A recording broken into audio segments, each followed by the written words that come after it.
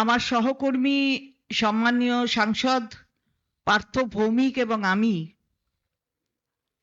আপনাদের সকলকে বসন্ত পঞ্চমীর শুভেচ্ছা জানাই।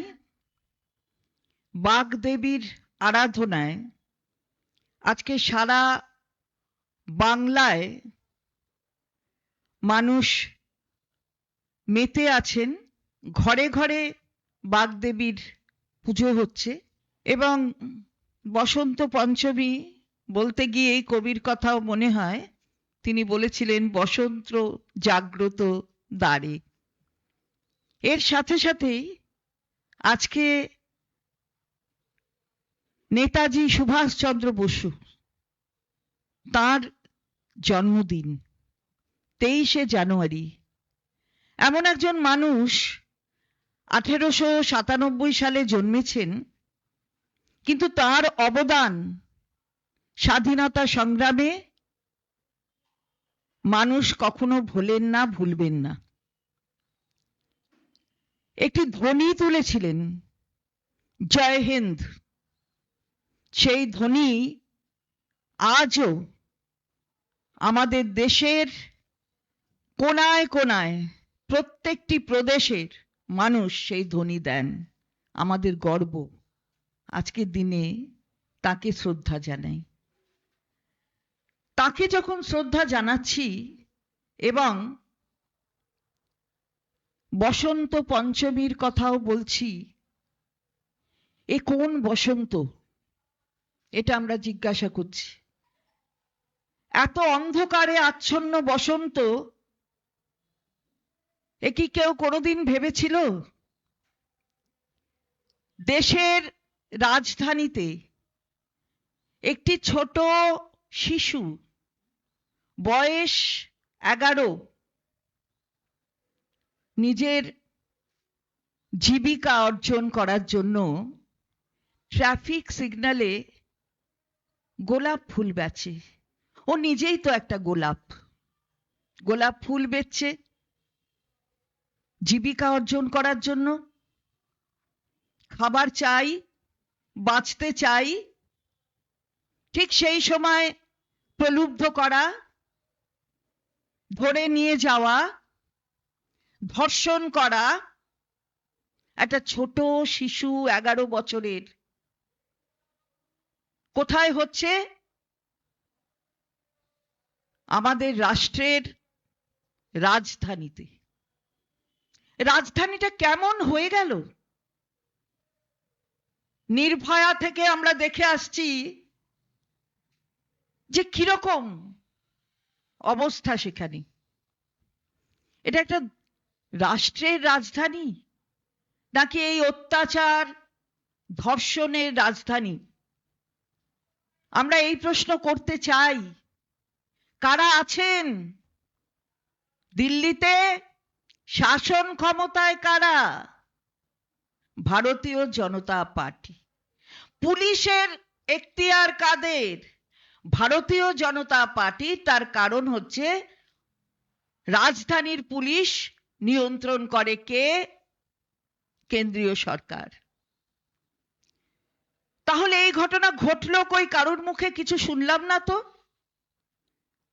কোথায় দেখছি না তো কোনো টিম পাঠানো, দেখছি না তো মহিলা কমিশনের জাতীয় স্তরে যারা রয়েছেন তারা দৌড়ে চলে গেলেন, দেখলাম না তো।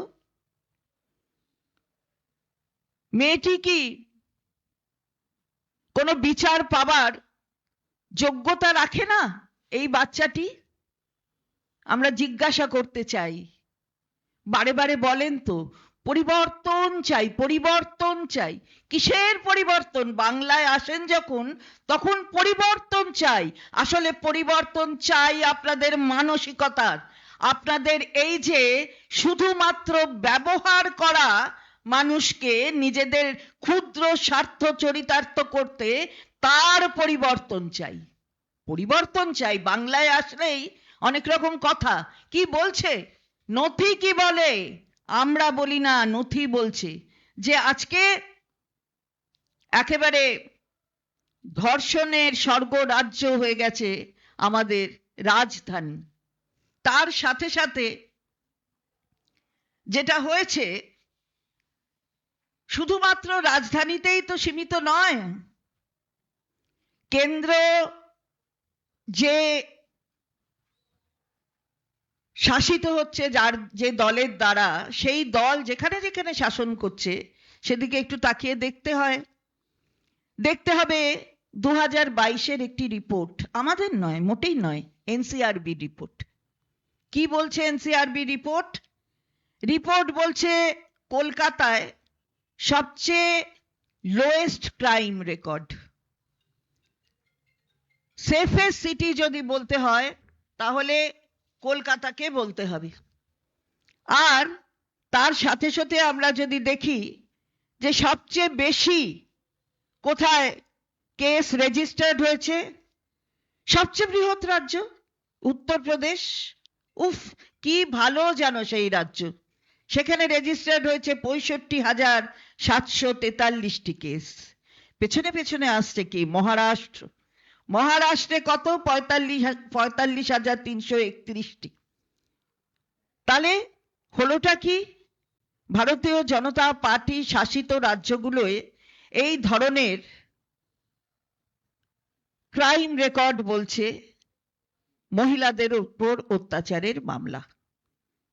আর তার সাথে সাথে একটু আমরা যদি অন্য দিকটাও বিচার করি, অর্থাৎ 2013 সালে কি হয়েছে, আর তখনও আমাদের মাননীয় প্রধানমন্ত্রীর দল শাসন ক্ষমতায় আসেননি, তিনিও প্রধানমন্ত্রী হননি। এই ধরনের ক্রাইম হয়েছিল 3.09 লক্ষ, 3.09 লক্ষ। আর সেটা বেড়ে দাঁড়িয়েছে 2022-এ 4.45 লক্ষ। তাহলে বোঝা গেল কি ধরনের শাসন, কি ধরনের মেয়েদের ওপর মানসিকতা তাদের, মেয়ের সংক্রান্ত, সেটা বোঝা যায়।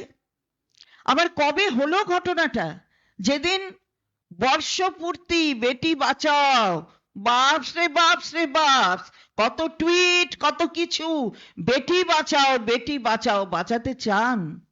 যদি বাঁচাতে চাইতেন তাহলে তো এই শিশুটির এই অবস্থা হতো না। আমরা তাই বারবার বলছি, ধিক্কার জানাই আপনাদের, জবাবদিহি চাই। হলো কি করে হলো? রাজধানীতে এই ধরনের ঘটনা, জবাব দেবেন না? এইটাই আপনাদের সামনে আমিও বললাম, আমার সঙ্গে আমার সহকর্মী রয়েছেন মাননীয় পার্থ ভৌমিক, তিনিও তার পক্ষ থেকে বলবেন। আপনারা এতক্ষণ শুনলেন আমাদের রাজ্যের মাননীয় মন্ত্রী মাননীয়া চন্দ্রিমা ভট্টাচার্য বিস্তারিতভাবে বলেছেন। আমি শুধু দুটো কথা আপনাদের জ্ঞাতার্থে জানাতে চাই। দিল্লিতে পরিবেশ দূষণ অনেক আগে থেকে শুরু হয়েছে, আপনারা জানেন। ভারতীয় জনতা পার্টি শুধু পরিবেশ দূষণ করেনি, মানুষের মনটাও যাতে দূষিত হয়ে যায় তার পুরো ব্যবস্থা করে ফেলেছেন। জীবন জীবিকার খোঁজে একটা 11 বছরের মেয়ে, যিনি ট্রাফিক সিগন্যালের তলায় গোলাপ ফুল বিক্রি করতে গিয়ে তাকে প্রলোভন দেখিয়ে জঙ্গলে নিয়ে গিয়ে তাকে নির্মমভাবে ধর্ষণ করে অত্যাচার করে গোলাপের পাপড়িগুলোকে ছিঁড়ে ফেলা হলো। যারা ছিঁড়ে ফেললেন, যাদের রক্ষা করার দায়িত্ব ছিল, যে স্বরাষ্ট্র মন্ত্রক বারংবার বিভিন্ন ক্ষেত্রে ব্যর্থ হয়েছেন, তারা আবার একটা ব্যর্থতার উদাহরণে নিজের আর একটা সংযোজন করলেন। অবাক লাগে যখন তারাই এসে বলেন যে বাংলার বুকে পরিবর্তন চাই। বাংলা কি অবস্থায় আছে? বাংলায় মেয়েরা, নারীরা, মা বোনেরা কতটা সুরক্ষিত? আমি সেটা বলার জন্য, যেটা চন্দ্রিমাদি বললেন 2022-এর পরিসংখ্যান, আমি সেই তথ্যগত দিকেও যাব না। আমি আপনাদের অনুরোধ করব, আপনারা নিজেদের বিবেক বুদ্ধির কাছে নিজেরা নিজেদের প্রশ্ন করুন। আপনার বাড়ির মা বোনকে জিজ্ঞেস করুন, এই যে দুর্গাপুজোয় সারা রাত জেগে ঠাকুর দেখলি, তোর কি কোনো অসুবিধা হয়েছে? নিজের পরিবারের লোকদের জিজ্ঞেস করুন, কালী পুজোয় যে বাংলায় সারা রাত জেগে বারাসাত কিংবা নৈহাটি কিংবা কলকাতায় মা বোনেরা ঠাকুর দেখেন, লক্ষ লক্ষ মানুষ, তাদের কি কোনো অসুবিধা হয়েছে? বাড়ির মা বোনেদের জিজ্ঞেস করুন, পার্ক স্ট্রিটে 25শে ডিসেম্বর সারা রাত জেগে যে মা বোনেরা কলকাতার রাস্তায় ঘুরে বেড়ালেন, তাদের কি কোনো অসুবিধা হয়েছে? সারা পশ্চিম বাংলায় যে এত ফেস্টিভ্যাল পালিত হয়, সারা রাত জেগে বাংলার মা বোনেরা বিভিন্ন ফেস্টিভ্যালে অংশগ্রহণ করেন, প্রশ্ন করে দেখুন কটা মা বোনের অসুবিধে হয়েছে। তার মানে এই যে মানসিক নিরাপত্তা নিয়ে, কারণ আমার মা বোনেরা জানে বাংলায় রাতে আমি সুরক্ষিত, এই যে মা বোনেরা সুরক্ষিত এই বাংলায়, তাহলে নরেন্দ্র মোদী অমিত শাহরা কি সেই বাংলার পরিবর্তন চান, যেখানে বাংলায় মা বোনেরা যেখানে সুরক্ষিত, সেখানে দিল্লির 11 বছরের একটা গোলাপ তার পাপড়ি ঝরে পড়ে গেল, বাংলায় একটার পর একটা গোলাপ ঝরে পড়ুক, অমিত শাহ নরেন্দ্র মোদীরা কি সেই পরিবর্তন চান? আমার বিনীত প্রশ্ন ভারতীয় জনতা পার্টি এবং দিল্লি সরকারের কাছে। কি উদাহরণ রেখেছেন ভারতীয় জনতা পার্টি? আপনাদের তো সবার জানা আছে, ব্রিজমোহন সিং বিজেপির সাংসদ, ফেডারেশনের প্রাক্তন সভাপতি, কি করেছিলেন? কোনো বিচার হয়েছে? উল্টে যারা প্রতিবাদ করেছিলেন তাদের উপর পুলিশ লেলিয়ে দেওয়া হয়েছিল। উন্নাও ধর্ষণ কাণ্ডে যারা ধর্ষণকারী তাদের মালা দিয়ে সম্বর্ধনা দেওয়া হয়েছে। ওরা ওই মানসিকতাকে বাংলায় আনতে চায়। বাংলার যে সহমতের ভিত্তিতে চলে, সর্বধর্ম সমন্বয়ের ভিত্তিতে চলে, যে সাম্প্রদায়িকতা বিরোধী মনোভাব নিয়ে চলে, ওরা এই বাংলার পরিবর্তন চান। ওরা চান এখানে দিল্লির মতো ঘটনা ঘটুক, ওরা চায় এখানে উন্নাওয়ের মতো ঘটনা ঘটুক, ওরা চায় ব্রিজমোহন সিংয়ের মতন বিজেপির নেতারা বাংলায় বুক দাপিয়ে ঘুরে বেড়াক, ওরা বাংলার মনীষীদের অসম্মান করে বাংলার সম্মানকে কলুষিত করতে চায়, বাংলার ইতিহাসের বদল আনতে চায়, ওরা এই পরিবর্তন চায়। বাংলার মানুষ কি সেটা মেনে নেবে? আমরা সেই প্রশ্ন করতে এসেছি। মধ্যপ্রদেশে দিনে 20টা করে রেপ হয়, মাত্র সলিউশন কত? 22%। আর পশ্চিম বাংলার বুকে যে ঘটনাগুলো বিক্ষিপ্তভাবে ঘটে, আপনি এমন কোনো ঘটনা দেখাতে পারবেন না যার বিচার প্রক্রিয়া সম্পন্ন হয়ে তাদের শাস্তি হয়নি। একটা ঘটনা দেখাতে পারবেন না। এটাই হচ্ছে বাংলার সাথে বিজেপি শাসিত রাজ্যের পার্থক্য। এটাই হচ্ছে মমতা বন্দ্যোপাধ্যায়ের সাথে নরেন্দ্র মোদীর দলের পার্থক্য। আর এই পার্থক্যটা বাংলার মানুষ বোঝে। তাই পরিবর্তনটা বাংলায় না, পরিবর্তনটা নিজেদের মানসিকতায় আনতে হবে, নিজেদের মননে যে বিষ বপন করে রেখেছেন তার আনতে হবে। আর এইটা না পরিবর্তন হলে 2029-এ দিল্লির গদির পরিবর্তন হবে। মমতা ব্যানার্জিকে সামনে রেখে সেটা দায়িত্ব নিয়ে বলে দিতে পারি।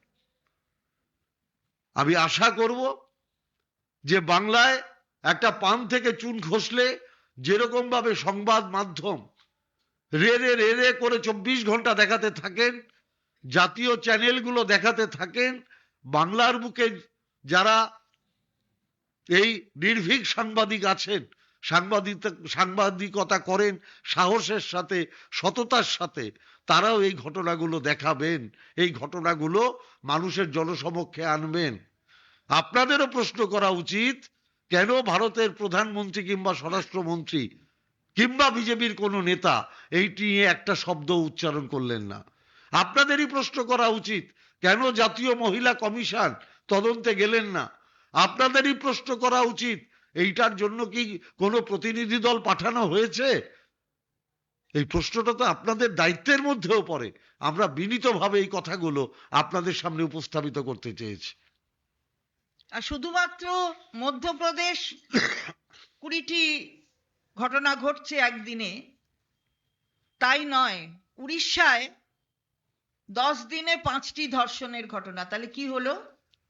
কোথায় আমার যে সহকর্মী বললেন, পার্থ ভৌমিক বললেন যে কোথায় মহিলা কমিশন, কোথায় কোথায় মানসিকতা, কোথায় পরিবর্তন, কোথায় টিম? দেখেছি আমরা দাউ দাউ করে জ্বলতে, কোথায় দেখেছি? উড়িষ্যায় দেখিনি?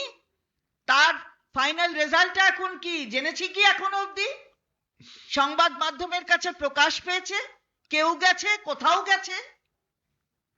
সারাদিন ধরে বলে চলবেন আর এই ধরনের ঘটনা ঘটবে, তার কোনো উত্তর দেবেন না, জবাব দিতে হবে। জবাব চাই আমরা, এটাই আমরা একসাথে বলতে চাই দলের পক্ষ থেকে, জবাব দিতে হবে। नहीं, यही बात है कि आप देखिए कि ये सब नारा लगा रहे हैं कि बेटी बचाओ बेटी पढ़ाओ। आप देख रहे हैं कि बेटी बचाओ बेटी पढ़ाओ में आप तो छोड़ दीजिए, किसी को पैसा नहीं मिलता है पढ़ने के लिए कोई बच्ची को, लेकिन बेटी बचाओ का नारा क्या है? यही है कि जब ये नारा दिया जा रहा है, जबकि इसका एनिवर्सरी मनाया जा रहा है, उसी दिन हम लोग देख रहे हैं कि एक बच्ची 11 साल की बच्ची वो क्या कर रही है? अपनी जीवन चलाने के लिए वो गुलाब फूल बेच रही है। कहां पर? ट्रैफिक सिग्नल के सामने। तो वहां से उसको ले जा रहा है, एक फॉरेस्ट में ले जा रहा है, फिर वहां पे जाके उनके उस बच्ची के ऊपर अत्याचार किया जा रहा है, उसको रेप किया जा रहा है, और इसके बारे में एक शब्द नहीं। ये क्या है? दिल्ली की सरकार क्या है? यही हम लोग पूछ रहे हैं।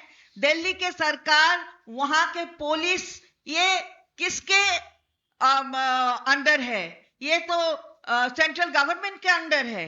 तो एक तरफ आप देखिए कि दिल्ली की सरकार है और दूसरी तरफ केंद्रीय सरकार है, दो डबल इंजन के सरकार, अगर आप कहें तो ये ट्रिपल इंजन की सरकार, क्योंकि वहां पर जो कॉरपोरेशन है वो भी उन्हीं का है। तो ये सब मिलके क्या हो रहा है दिल्ली शहर में? वो तो अब रेप का कैपिटल हो गया है। तो क्यों नहीं हम उनके जवाब मांगेंगे? परिवर्तन, यहां पर आके परिवर्तन के नारा लगा रहे हैं, लेकिन परिवर्तन तो आपकी मानसिकता की परिवर्तन चाहिए। आप बोलते एक और करते एक, क्योंकि हम देख रहे हैं कि आप जब भी बंगाल में आ रहे हैं तो बहुत सारे बातें करते हैं, परिवर्तन चाहिए। तो परिवर्तन चाहिए तो क्या परिवर्तन मांगते हैं आप? आपकी मानसिकता की परिवर्तन नहीं होनी चाहिए क्या? यही हम पूछ रहे हैं।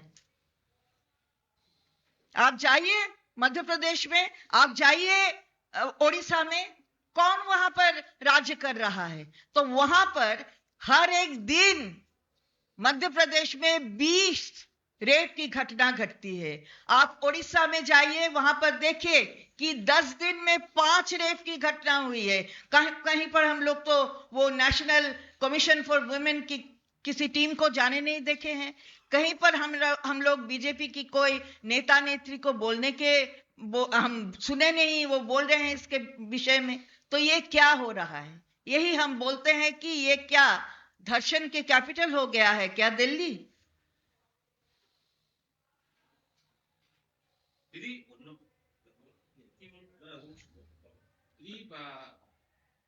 আইপ্যাকের ঘটনার পর যিনি ইডি প্রধান তিনি এসেছেন শহরে, কিন্তু তার নিরাপত্তার বহর এতটা দেখে মনে হচ্ছে রাজ্যে এমন কি হচ্ছে যে এত নিরাপত্তা জেড প্লাস সিকিউরিটি তাকে দিতে হবে। সেটা জানি না, সেটা কি করে বলবো? সেটা ইডি চাইছে, নিরাপত্তা চাইছে, এটা নিয়ে বলবো না, কারণ এই গোটা ঘটনাটা আমাদের এখনো সুপ্রিম কোর্টে আছে। বন্দে ভারত স্লিপারে বলা হচ্ছে যে বাঙালিদেরকে বা যারা যাত্রী যাচ্ছেন তাদেরকে ভেজ খাবার দেওয়া হচ্ছে, এবং খাবার নিয়ে ডিসক্রিমিনেশন, সেটা কোথাও গিয়ে কি রাজনৈতিক একটা ছাপ ফেলছে না?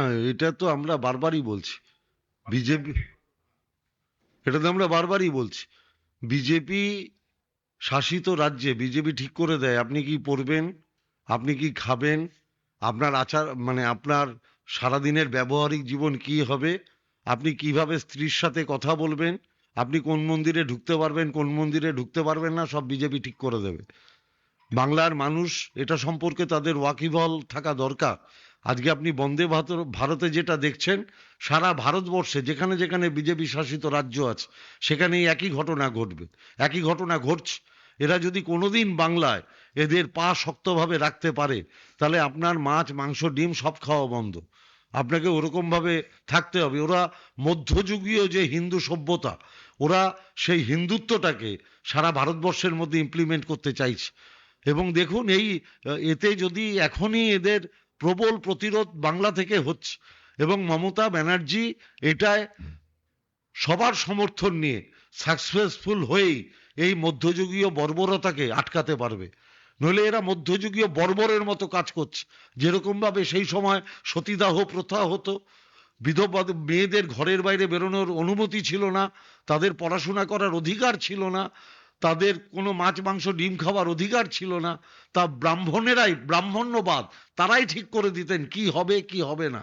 কোনো মন্দিরে ঢুকতে গেলে তাদের পায়ে জল ধুয়ে তারপরে অন্যদের মন্দিরে প্রবেশ করতে হতো। এই যে টোটাল মধ্যযুগীয় ব্রাহ্মণ্যবাদ, এটাই তো বিজেপি ইমপ্লিমেন্ট করতে চাইছে। আমার একটা শুধু ওর সঙ্গে আমি আর একটা অ্যাড করছি। আচ্ছা, আমরা কি মাছ মাংস রপ্তানি করি? মাছ রপ্তানি করি বোধহয়, মনে হয় বোধহয়, যতটা জানি যে রপ্তানি করি। তা সেই রপ্তানির টাকাটা দিব্যি আসে, হ্যাঁ, সেটা দিয়ে খাওয়া যায়, আর মাছ খাওয়া যায় না। বাবা, হ্যাঁ, এটা কি হচ্ছে? গরুর মাংস রপ্তানিতে ভারতবর্ষ কত টাকা ইনকাম করেন? পরিসংখ্যান চান প্রত্যেকটা নরেন্দ্র মোদীর জিনিসে- কাছে? প্রত্যেকটা জিনিসে রপ্তানি হচ্ছে, রপ্তানির টাকা খাওয়া যাচ্ছে। বা, নরেন্দ্র মোদীকে জিজ্ঞেস করুন কত টাকা রপ্তানিতে আর আসে। যারা ওই যে সবজি তৈরি করছে ভেজ, সেই কৃষকদের কি করছে? কৃষকদের কি করছে আমরা জিজ্ঞাসা করছি। তাদের কি হচ্ছে? তাদের পাশে আছে? শুভেন্দু অধিকারী বলছেন যে হিন্দু সংস্কৃতির যে নিয়ম, যে ঘটোত্তোলন থেকে বিসর্জন, সরস্বতী পুজোর ক্ষেত্রে সেই সব নিয়ম তৃণমূল বদল করে দিচ্ছে। আমি জানি না আবার নতুন সরস্বতী পুজোর কি উপকরণ তিনি বার করলেন। উনি কি আজকাল সরস্বতী পুজোও করছেন? হ্যাঁ। আমার জানা নেই। আমরা দেখি বাড়িতে বাড়িতে মায়ের বন্দনা হয়, বিদ্যা দেবীর আরাধনা করি, আমরা বাগদেবীর আরাধনা করি, স্কুল কলেজে হয়, সবাই মাকে প্রার্থনা করে মা আমায় বিদ্যা দাও বুদ্ধি দাও, এটাই করে। অবশ্য আমি জানি না সরস্বতী ঠাকুরের ব্যাপারে ওর কতটা মানে মানসিক আকর্ষণ আছে। কারণ আবার এটা করলেই আমাকে আবার প্রশ্ন করতে হবে, ভাই এখনো মাধ্যমিকের মার্কশিটটা দেখতে পারলাম না। শুভেন্দু অধিকারী বলছেন যে ভবানীপুর বিধানসভায় 36টা সরস্বতী পুজোর আমন্ত্রণ পেয়েছেন তিনি। ভবানীপুর বিধানসভায় তৃণমূলের নিচুতলার কর্মী একেবারে নেই, তাই জন্যই তাকে ডেকে পাঠানো হচ্ছে। আচ্ছা, লোকে হাসবে যে, কি একটা বলে না, মানুষ মানে কি এমন কথা বলছেন যার কোনো উত্তর হয় না। 36টা উনি নেমন্তন্ন পেয়েছেন, সেটা আবার জানাতে হবে। বাবা, এ নেতা স্ট্যান্ডার্ডটা কি আমরা জিজ্ঞাসা করছি। না আমি বলছি, উনি ঠিকই বলেছেন। ভবানীপুরে মাত্র 36টা পরিবার বিজেপির আছে, মাত্র ওই 36টা পরিবারে উনি ডাক পেয়েছেন, বাদ বাকি সব পরিবার মমতা ব্যানার্জির সাথে। এই সঙ্গে উনি এটাও বলছেন যে আমি ওখানে গেলে ভবানীপুরে, সেখানে মমতা বন্দ্যোপাধ্যায় কার্যত ভয় পান, ওই নাই পুলিশের কাছে কতক্ষণ আছি কতক্ষণ থাকবে, ভয় পেয়ে যাচ্ছে। হ্যাঁ, আসলে আপনি দেখবেন আপনার পাড়ায় যদি কোনো পাগল ঢুকে পড়ে, আপনি খবর পান, আপনি ভয় পাবেন যে এই পাগল কি পাগলামি করবে, আপনাকে কামড়ে দেবে কিনা, আপনাকে ইঞ্জেকশন নিতে হবে কিনা। যে কোনো পাড়াতেই পাগল কুত্তা কিংবা পাগল মানুষ ঢুকলে মানুষ একটু ভয় পায়। সরস্বতী পুজো, বিভিন্ন শিক্ষাগুলো সরস্বতী পুজোর আয়োজন হচ্ছে, সেখানে এসআইআর এর থিম উঠে আসে। বালিগঞ্জ সায়েন্স কলেজে সেখানে দেখা যাচ্ছে যে আগামীতে নির্বাচনে তৃণমূল কংগ্রেস 250 পার করবে, এমনকি এসআইআর এর প্রামাণ্য নথি হিসেবে অ্যাডমিট কার্ড যাতে গ্রহণ করা হচ্ছে না সেই বিষয়গুলোকেও তারা তুলে ধরেছেন পুজোর মধ্যে দিয়ে। জেলায় জেলায় তো হচ্ছে না, এটা তো স্বাভাবিক, এটা স্বাভাবিক। যে কোনো জায়গাতেই আপনি দেখবেন স্টুডেন্টস মুভমেন্ট একটা বড় ব্যাপার, এবং এটা যে স্টুডেন্টসদের মধ্যে ঢুকেছে আমি তার জন্য স্টুডেন্টসদের ধন্যবাদ এবং কৃতজ্ঞতা জানাবো যে তারা মানুষকে ওয়াকিবহল করছেন, এবং এর বিরুদ্ধে যে বাংলার ছাত্র সমাজ, বাংলার যুব সমাজ সোচ্চার হয়েছেন, এটার জন্য তাদের ধন্যবাদ প্রাপ্য। কিন্তু শিক্ষাঙ্গনে তৃণমূলের বিভিন্ন উন্নয়নমূলক কর্মকাণ্ডের পাঁচালীবাজি, আর এটাকে নিয়ে বিজেপি বা বিরোধীরা যেটা বলছে যে শাসক যে শাখা সংগঠন সে করছে, তো সেটাই তো করবে। তো তাহলে এখানে কি ভারতীয় জনতা পার্টিরটা বাজাবে না কি করবে? না, না, না। যেমন ওরা বাজিয়েছে, সেবাশ্রয়ের রয়ের বাজিয়েছে, এটা তো হবে না। না, না, আমি আপনাকে এর উত্তরটা দিচ্ছি। চন্দ্রিমাদি তো যেটা বললেন সেটা একটা দিক। দ্বিতীয় হচ্ছে, প্রত্যেক কলেজের তাদের স্বাধীনতা আছে, তারা কি করবেন। কলেজটা তার বাংলার বাইরে নয়।